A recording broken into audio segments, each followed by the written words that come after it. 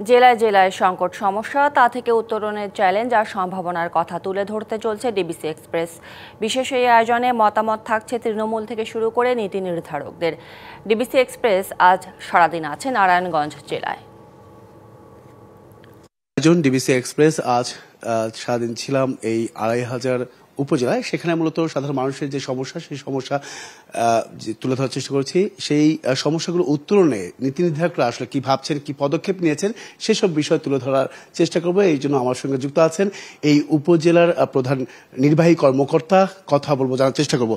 স্বাগত আপনাকে ডিবিসি এক্সপ্রেসের শুরুতে। একটু জানিয়ে রাখতে চাই যে সারাদিন আপনাদের এলাকায় ঘুরেছি, সাধারণ মানুষের দুর্ভোগের কথা জেনেছি। মূলত যে প্রধান কয়েকটি বিষয় রয়েছে, ভোগান্তি বলেন, মানুষের সমস্যা বলেন, তার মধ্যে হচ্ছে ডাকাত কবলিত এলাকায় হওয়ায় মানুষের নিরাপত্তাটা কতটা জোরদার করতে পেরেছেন বলে মনে হয়?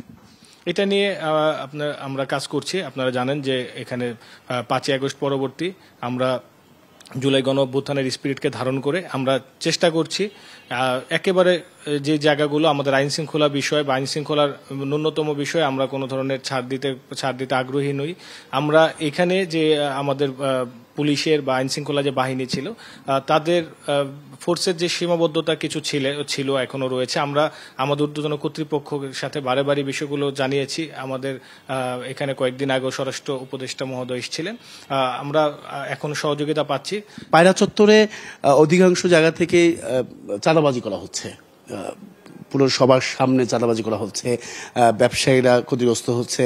পাশাপাশি অনেকেই যারা ছোট ব্যবসায়ী, তারা কিন্তু আসলে ব্যবসা করতে পারছে না, সেই অভিযোগটাও আছে। কিন্তু সবার চোখের সামনে আইন শৃঙ্খলার আইন শৃঙ্খলা বাহিনীর সামনেও তারা এই চাঁদাবাজি করে যাচ্ছে। এটা কি আসলে এটা নিয়ন্ত্রণ করা সম্ভব কিনা, বা এটা কতটা সত্যতা?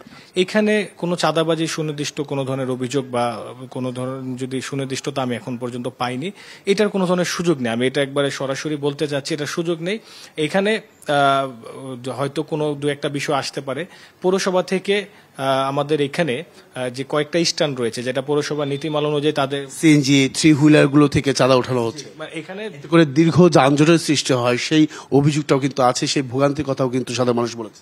আচ্ছা, এখানে আমি যেটা বলবো যে আমাদের এখানে যে আমরা যে নিয়ম মেনে যে স্ট্যান্ড বা সিএনজি স্ট্যান্ড যেগুলো দেওয়া হচ্ছে, সেখানে আসলে একবারে টোল নির্ধারণ করার দেওয়া আছে। টোল পৌরসভা থেকে নির্ধারিত রয়েছে। এর বাইরে থেকে যদি যে কেউ কোনো ধরনের কারো থেকে অতিরিক্ত কোনো পরিমাণ টোল বা চাঁদা নিয়ে থাকে, এরকম পেলে আমরা কিন্তু সাথে সাথে এটা বাতিল করে দিব। আরেকটা অভিযোগ যেটা হচ্ছে মাদক সরবরাহে, এটা খুব গুরুত্বপূর্ণ জায়গা এই ২৫০০ উপজেলার একটা বহন করে আর কি, যেটা মাদক সরবরাহের ক্ষেত্রে অনেক গুরুত্বপূর্ণ ভূমিকা পালন করে। সেটা আপনাদের খেয়ালে আছে কিনা, বা সেটা নিয়ে কোনো কাজ করেছেন? জি, আমরা মাদকের বিষয়ে যে কোনোভাবেই যে কোনো কেউ তথ্য দিলে সেটা অন্তত আমাকে দিলেও আমরা তথ্যটাও গোপন রাখি। আমাদের ইন্টেলিজেন্সও কাজ করে। আমরা মাদকের বিরুদ্ধে নিয়মিতই অভিযান পরিচালনা হয় এবং ইদানিং এটার পরিমাণ আরও বেড়েছে। আমরা যদি কোনো ধরনের কোনো সুনির্দিষ্ট অভিযোগ পাই, সেগুলো বিষয়ে মাদকের ব্যাপারে আমরা আসলে এই ব্যাপার আমাদের তরুণ প্রজন্ম বা জেনারেশন এটা কোনোভাবেই যেন এটাতে ইনভলভ না হয়, সেটা আমরা আইনগতভাবেও অ্যাকশনে যাচ্ছি এবং এটা আমাদের অব্যাহত রয়েছে।